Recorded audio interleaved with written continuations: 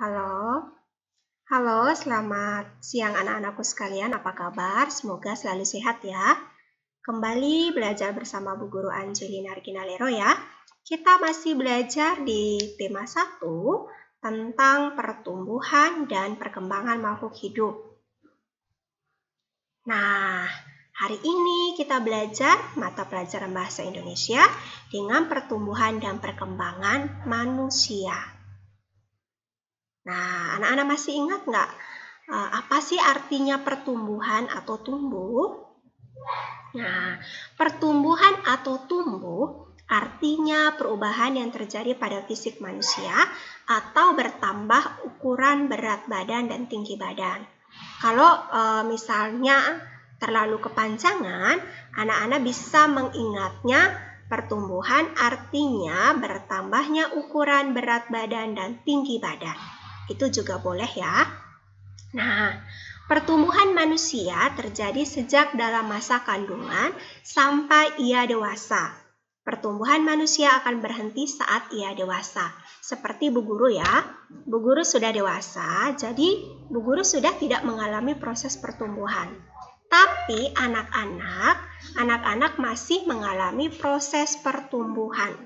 Ya. Oke, nah, faktor apa saja sih yang mempengaruhi pertumbuhan? Iya, nah, pertumbuhan manusia dipengaruhi oleh faktor makanan, kebiasaan berolahraga, serta gen dari orang tua. Nah, gen dari orang tua itu maksudnya keturunannya. Seperti Bu Guru ya, contohnya. Ibunya Bu Guru pendek, ayahnya Bu Guru pendek. Jadi Bu Guru juga pendek. Ya, jadi Bu Guru walaupun masih anak-anak, masih proses pertumbuhan, Bu Guru kok nggak tambah tinggi? Iya, karena faktor keturunan orang tuanya Bu Guru itu adalah pendek. Ya, oke.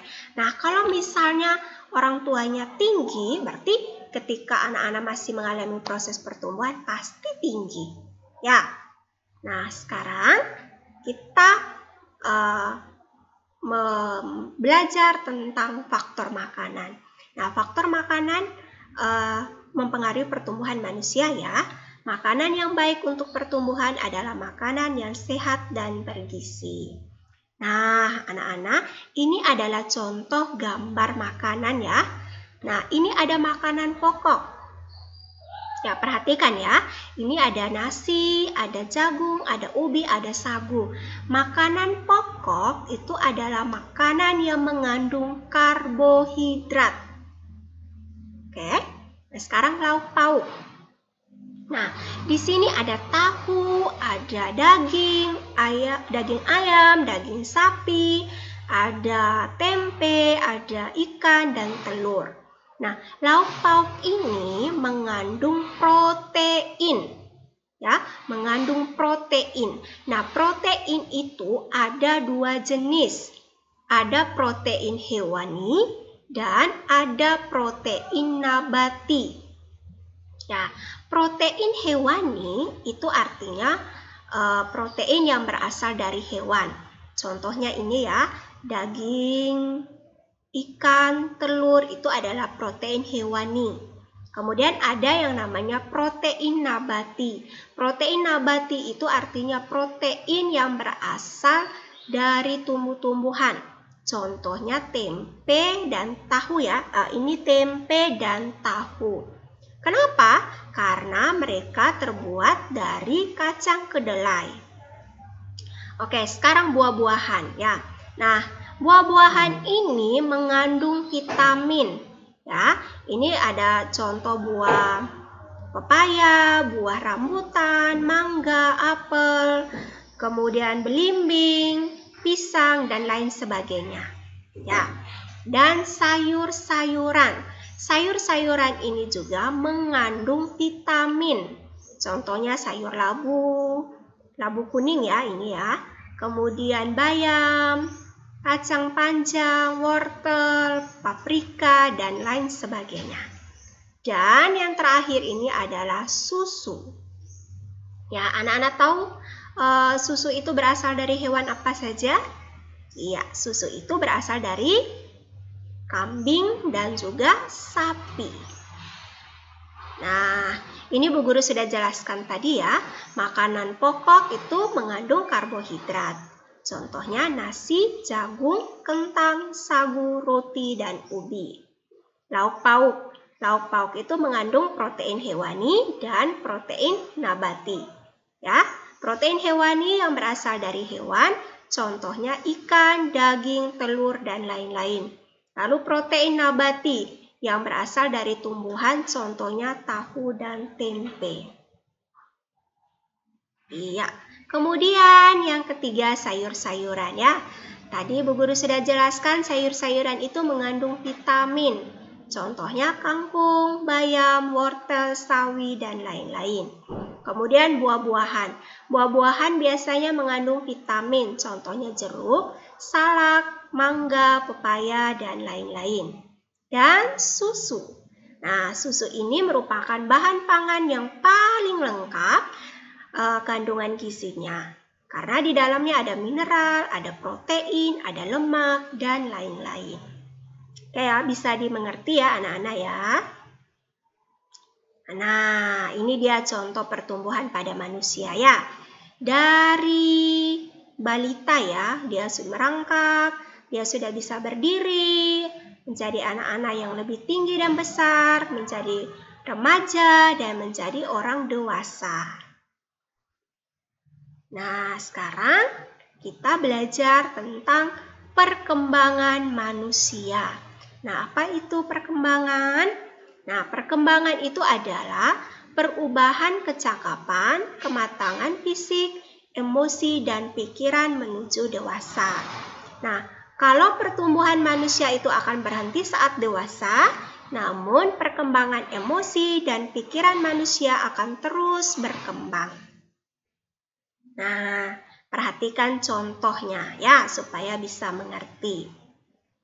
Oke, nah pada saat kita masih bayi, pada saat anak-anak masih bayi, anak-anak itu hanya bisa digendong oleh orang tua. Benar kan? Nah, tetapi seiring perkembangan fisik, anak-anak mampu merangkak, mampu berjalan, dan lain-lain. Nah, ini yang contoh perkembangan. Nah, contoh lain lagi. Nah, waktu masih bayi, anak-anak itu tidak mampu memegang dotnya sendiri ya, dot susu. Tetapi saat sudah mulai lebih besar, nah anak-anak sudah bisa makan sendiri tanpa bantuan orang lain. Ya, mungkin awalnya anak-anak tidak bisa memegang dot susu, tapi kemudian anak-anak mulai berkembang, sudah bisa memegang dot susunya sendiri, dan akhirnya sudah bisa makan sendiri tanpa bantuan orang lain. Kemudian, nah contoh berikut. Ya, nih, dia duduk, kemudian sudah bisa merangkak, berusaha untuk berdiri, dan pada akhirnya bisa berdiri. Nah, inilah yang dinamakan perkembangan. Ya, pada saat kita masih kecil, biasanya akan menangis jika kehilangan sesuatu. Tetapi saat kita dewasa, kemampuan berpikir dan emosi kita sudah berkembang. Ketika kita kehilangan sesuatu, kita akan mengikhlaskannya. Nah, kira-kira anak-anak sudah mengalami pertumbuhan dan perkembangan atau belum ya? Iya, pasti sudah ya. Iya. Nah, sekarang fase pertumbuhan dan perkembangan manusia. Anak-anak perhatikan contohnya ya. Perhatikan gambarnya saja ya.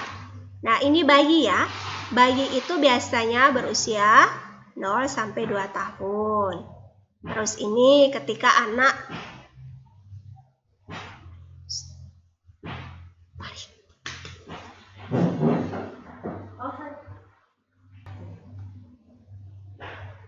Oke, nah selanjutnya.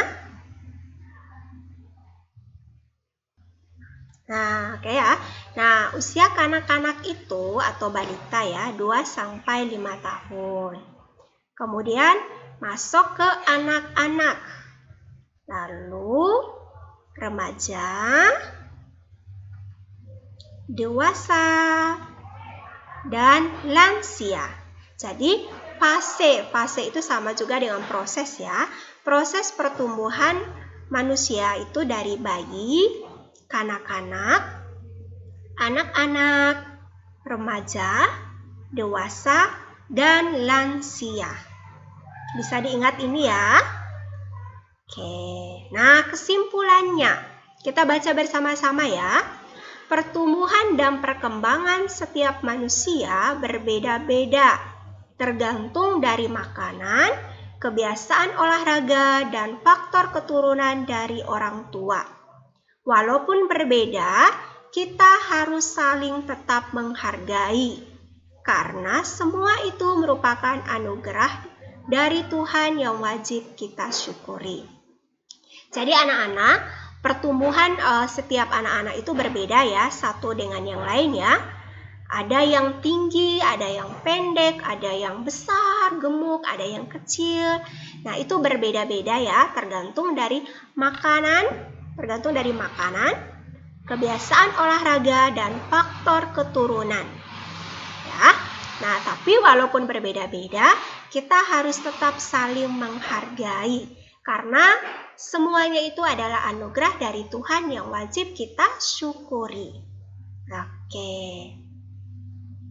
Oke anak-anak, demikian penjelasan Bu Guru hari ini. Nah anak-anak, Bu Guru minta untuk mengerjakan latihan soal di buku tematik halaman 53. Nah, silahkan anak-anak tanyakan proses pertumbuhan dan perkembangan anak-anak pada orang tua. Ya, buatkan daftar pertanyaan tentang pertumbuhan dan perkembangan. Contoh ya, anak-anak bertanya kepada ibunya, "Ibu, umur berapa ya saya bisa merangkak?" Atau, "Ibu, umur berapa ya saya bisa makan bubur sendiri tanpa disuapi?" Dan seterusnya. Nah, ini pertanyaan nomor 1 dan 2 anak-anak boleh tulis lagi di buku tulisnya. Setelah itu lanjutkan ke pertanyaan 3, 4, dan 5. Nah, setelah anak-anak buatkan pertanyaan, jangan lupa untuk menjawabnya ya. Kerjakan di buku tulis. Oke, sekian pembelajaran kita hari ini anak-anak ya. Terima kasih.